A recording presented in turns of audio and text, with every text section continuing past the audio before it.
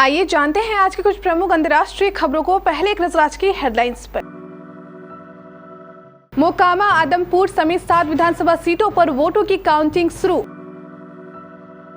Twitter के संस्थापक Jack ड्रोसी ने पूर्व कर्मचारियों से मांगी माफी, बोले आई एम सॉरी। 8 में से 2 चीते बड़े बाड़े में छोड़े गए। खूंखार तेंदुए के जंगल में भागने की खबर। बिहार में बड़ी वारदात, अपहरण के 3 दिन बाद जुड़लस की हत्या। नीतीश ललन पर बरसे आरसीपी, चाचा से बच के रहे भतीजा। ललन सिंह का जनाधार नहीं, सीएम मस्ती कर रहे थे स्टीमर।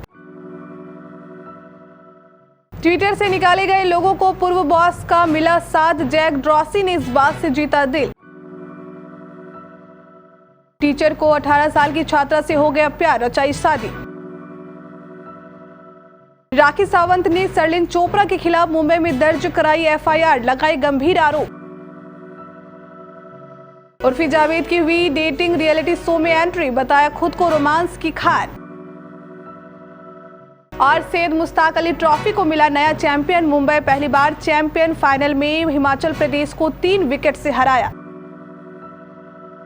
देश के 6 राज्यों की 7 विधानसभा सीटों पर हुए उपचुनाव के नतीजे आज आएंगे। इसमें उत्तर प्रदेश की गोला गोकर्णनाथ, बिहार की मोकामा और गोपालगंज, महाराष्ट्र की अंधेरी ईस्ट, तेलंगाना की मुनुगोडे, उड़ीसा की धामनगर और हरियाणा की आदमपुर विधानसभा सीट शामिल हैं। इन सीटों पर बीते गुरुवार को मतदान हुआ था। इन 7 सीटों में से 3 पर बीजेपी, 2 पर कांग्रेस और एक सीट पर आरजेडी और उद्धव ठाकरे गुट की पार्टी कब्जा था।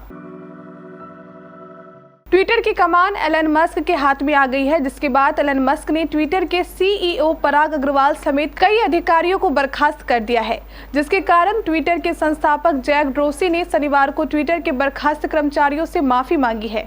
जैक ड्रोसी ने कहा कि उन्होंने माइक्रो ब्लॉगिंग प्लेटफॉर्म को बहुत तेजी से विकसित किया, जिसके बाद लगभग 50% कर्मचारियों को निकाल दिया गया है। जैक ड्रोसी ने आगे कहा कि ट्विटर में अतीत और वर्तमान में काम करने वाले लोग बहुत मजबूत हैं। वे अपने लिए हमेशा एक रास्ता खोज लेंगे, चाहे वह फल कितना ही कठिन क्यों ना हो। मुझे कई लोगों का एहसास है कि वह मुझसे नाराज है। हर कोई इस स्थिति में क्यों है, इसके लिए मेरी जिम्मेदारी है। मैंने कंपनी का विस्तार बहुत तेजी से किया। आज उनके साथ जो हुआ है, मैं उसके लिए क्षमा चाहता हूं। जैक ड्रोसी ने कहा कि मैं हर किसी के लिए आभारी हूं और उनसे प्यार करता हूं जिन्होंने कभी भी ट्विटर में काम किया है। श्योपुर के कूनू नेशनल पार्क में 50 दिनों से छोटे बाड़ों में क्वारंटाइन 8 चीतों में से 2 चीतों को शनिवार की शाम 7 बजे बड़े बाड़े में छोड़ दिया गया, जबकि शेष 6 चीतों को रविवार से आगामी दिनों तक बारी बारी से छोड़ा जाएगा। चीता टास्क फोर्स के सदस्यों और वन्य जीव विशेषज्ञों ने दिन भर मंथन के बाद शनिवार शाम को दोनों चीतों को छोड़ा है। वहीं बड़े बाड़े में मौजूद एक तेंदुआ भी बाड़े से बाहर जंगल में निकल गया है। भारत सरकार में वन विभाग के आईजी अमित मलिक, WII के दीन वाई झाला, मध्य प्रदेश के PCCF JS Chauhan, PCCF RK Goyal सहित नामी BI विशेषज्ञ वाल्ट आदि ने पहले कूनों के बाड़ों का निरीक्षण किया और व्यवस्थाओं का जायजा लेकर बैठक की। बिहार के भोजपुर जिले में 3 दिन पहले स्वर्ण व्यवसायी का अपहरण कर हत्या का मामला सामने आया है। पुलिस के अनुसार पटना और आरा के बड़े आभूषण व्यवसायी हरिजी गुप्ता का शव शनिवार को जिले के बिहिया ब्लॉक के शिवपुर पंचायत के कनेली गांव के पास मिला है। भोजपुर पुलिस संदिग्ध व्यक्तियों को हिरासत में लेकर घटना के संबंध में पूछताछ कर रही है। पुलिस के मुताबिक 2 नवंबर की शाम हरिजी बाजार की तरफ निकले थे, तभी नकाबपोश बदमाशों ने अपहरण कर लिया। पुलिस ने मोबाइल लोकेशन और आरोपियों की निशानदेही पर अपहरण में इस्तेमाल कार बरामद कर ली थी। शव शनिवार को पुलिस ने जिले के गांव से बरामद किया। पूर्व केंद्रीय मंत्री और जनता दल यूनाइटेड के पूर्व राष्ट्रीय अध्यक्ष RCP सिंह ने एक बार फिर नीतीश कुमार और ललन सिंह पर करारा प्रहार किया है। मुंगेर में एक कार्यक्रम के दौरान RCP सिंह ने कहा कि नीतीश कुमार ने बिहार को मजदूरों की मंडी बनाकर रख दिया। ललन सिंह पार्टी के राष्ट्रीय अध्यक्ष भले ही बन गए, लेकिन उनका अपना कोई जनाधार नहीं है। इशारों में RCP ने भतीजा तेजस्वी यादव को चाचा से सतर्क रहने की सलाह दी।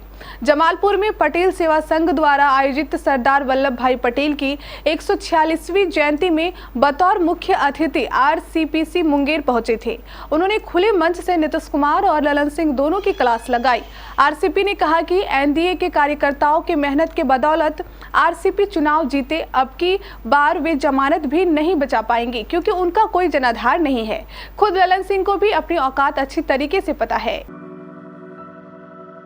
एक तरफ ट्विटर के नए बॉस एलन मस्क बड़े पैमाने पर कर्मचारियों को बाहर का रास्ता दिखा रहे हैं, दूसरी तरफ ट्विटर के को-फाउंडर रहे जैक ड्रॉसी ने इन लोगों से माफी मांगी है। ड्रॉसी ने इन हालात के लिए खुद को जिम्मेदार ठहराया है। उन्होंने ट्विटर पर लिखा है कि मैं इन सब की जिम्मेदारी लेता हूं। साथ ही उन्होंने ट्विटर के अपने साथियों को मजबूत बताया है और आशा जताई है कि यह लोग का हालात का सामना करते हुए खुद को संभाल लेंगे। गौरतलब है कि एलन मस्क ट्विटर से बड़े पैमाने पर छटनी कर रहे हैं। उन्होंने ट्विटर इंडिया में काम करने वाले सभी कर्मचारियों को हटा दिया है। इसके अलावा कई अन्य कर्मचारियों को बाहर का रास्ता दिखाया है। इन सबके बीच जैक ड्रॉसी ने अपने ट्वीट में लिखा है कि ट्विटर में काम करने वाले पूर्व और वर्तमान कर्मचारी मजबूत और टैलेंटेड हैं। यह लोग अपना रास्ता खोज लेंगे, चाहे हालात कितने कठिन ही क्यों ना हो। इसके आगे ड्रॉसी लिखते हैं, मैं मानता हूं कि कई लोग मुझसे नाराज हैं। एक टीचर को अपनी छात्रा से प्यार हो गया। छात्रा के लिए उसने पत्नी और बच्चों को छोड़ दिया और घर से अलग हो गया। टीचर ने छात्रा से शादी भी कर ली। हालांकि जब छात्रा के साथ रिलेशन बनाने की बात स्कूल में पता चली तो उसे नौकरी से निकाल दिया गया। मामला स्कॉटलैंड के नॉर्थ एराइस का है। टीचर का नाम गोविन डनसुमीर है। 2015 में उसकी मुलाकात छात्रा मेघन रेड से हुई थी। इसी दौरान दोनों करीब आए और उन्हें प्यार हो गया। तब मेघन रेड 18 साल की थी। 2018 आते आते गोविन ने अपनी पत्नी सोना को छोड़ दिया और मेघन के साथ रहने लगा। तब इस बारे में किसी को नहीं पता चला, लेकिन एक साथी टीचर द्वारा पब में देखे जाने के बाद गोविन और मेघन के रिश्ते का खुलासा हो गया। मेघन अब 25 साल की हो गई है। गोविन डनसुमीर 50 साल का हो चुके हैं। पिछले साल गोविन और मेघन की शादी हुई। उनके 2 बच्चे हैं। अक्सर सुर्खियों में बनी रहने वाली एक्ट्रेस राखी सावंत ने मुंबई में एक्ट्रेस सरलिन चोपड़ा के खिलाफ शिकायत दर्ज कराई है। राखी ने सरलिन पर उनके खिलाफ अपमानजनक टिप्पणी करने का आरोप लगाया है। सरलिन हाल ही में #MeToo के तहत फिल्म निर्माता साजिद खान के खिलाफ केस दर्ज कराने के बाद लाइमलाइट में रह चुकी है। दरअसल सरलिन के केस दर्ज कराने के बाद राखी खुलकर साजिद खान और राज कुंद्रा के समर्थन में आ गई थी। इसके बाद राखी और सरलिन के बीच काफी हॉट टॉक भी देखने को मिली थी। राखी के आरोप के मुताबिक सरलिन ने कुछ दिनों पहले पपराजी के सामने उनकी मजाक उड़ाई थी। राखी ने सरलिन पर उनके मिमिक्री करने का आरोप भी लगाया था। राखी ने आगे कहा कि सरलिन ने उनके ऊपर व्यक्तिगत आरोप भी लगाए थे। Big boss OTT fam Urfi Javed reality show MTV स्पिटविला X4 में नजर आने के लिए पूरी तरह तैयार है। उर्फी जो अपने अनोखे फैशन सेंस के लिए जानी जाती है और मेरी दुर्गा बेपनाह, ये रिश्ता क्या कहलाता है जैसे कई टीवी शो का हिस्सा रह चुकी है और उन्होंने एक प्रतियोगिता के रूप में शो में भाग लेने के बारे में बात की। उर्फी ने कहा कि वह काफी लंबे समय से डेटिंग रियलिटी शो की शौकीन रही है और रोमांटिक होने के नाते अभिनेत्री इसका हिस्सा बनने को लेकर ज्यादा उत्साहित है। वह 2017 में टीवी अभिनेता पारस कलनावत को डेट कर रही थी, लेकिन बाद में उन्होंने रास्ते अलग कर लिए। हालांकि हाल ही में उनके एक्स बॉयफ्रेंड के साथ डांस करने का एक वीडियो सोशल मीडिया पर वायरल हुआ था। सैयद मुश्ताक अली ट्रॉफी को नया चैंपियन मिल गया है। मुंबई पहली बार सैयद मुश्ताक अली ट्रॉफी अपने नाम किया है। फाइनल में मुंबई ने हिमाचल प्रदेश को 3 विकेट से हराया। दोनों ही टीमें पहली बार फाइनल में पहुंची थी। पहले बल्लेबाजी करते हुए हिमाचल प्रदेश ने निर्धारित 20 ओवर में 8 विकेट खोकर 143 रन बनाए। लक्ष्य का पीछा करने उतरी मुंबई ने 7 विकेट के नुकसान पर लक्ष्य को हासिल कर लिया। पहले बल्लेबाजी करने उतरी हिमाचल की खराब शुरुआत रही। उनके 2 विकेट 20 रन के अंदर ही पवेलियन चले गए।